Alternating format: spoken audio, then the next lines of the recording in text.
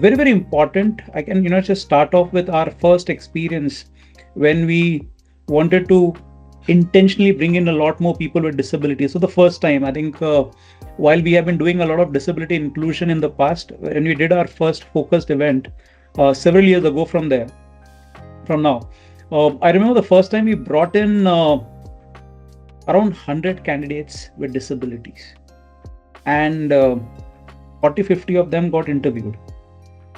There was zero selection. And we had to pause and think, right? Because, a lot of us are allies, advocates, cheerleaders, right? And we are expecting more, right? But then 40 candidates ho gaye, koi select nahi hua. We said, let's pause and figure out what's happening. And we started sitting in some of these conversations. What we realized very quickly is when people don't have the lived experience of working with someone with a disability, sometimes they don't know what all can people with disabilities do. Kuch ki to problem aise rehti hai ki they can't even look you into the eye, right? There's someone with a disability sitting in front of them. They can't face them. And then they end up rejecting that person, thinking in their mind to themselves, maybe I'm helping them, right? Now, whose ability has a challenge? Is it the candidate or the interviewer?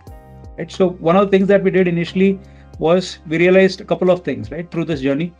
Number one, we needed to invest a lot more on training, right? Two, one of the things that we did was we started doing manager trainings ahead.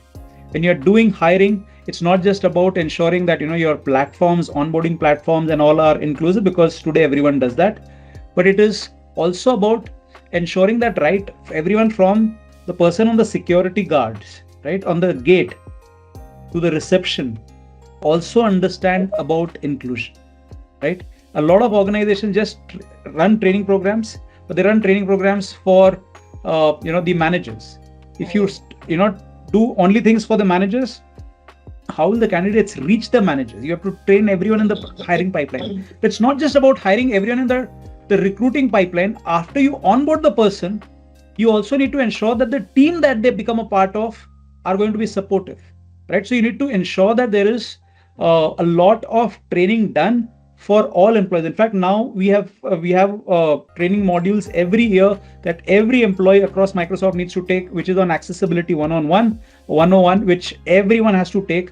And we also have different programs catered towards recruiters, everyone involved in the entire interview cycle.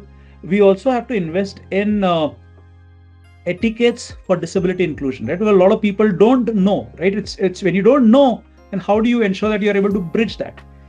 Other than that, I think it's important that, when we are creating onboarding platforms, ensure that they are accessible, they are inclusive, and look at ways to constantly improve.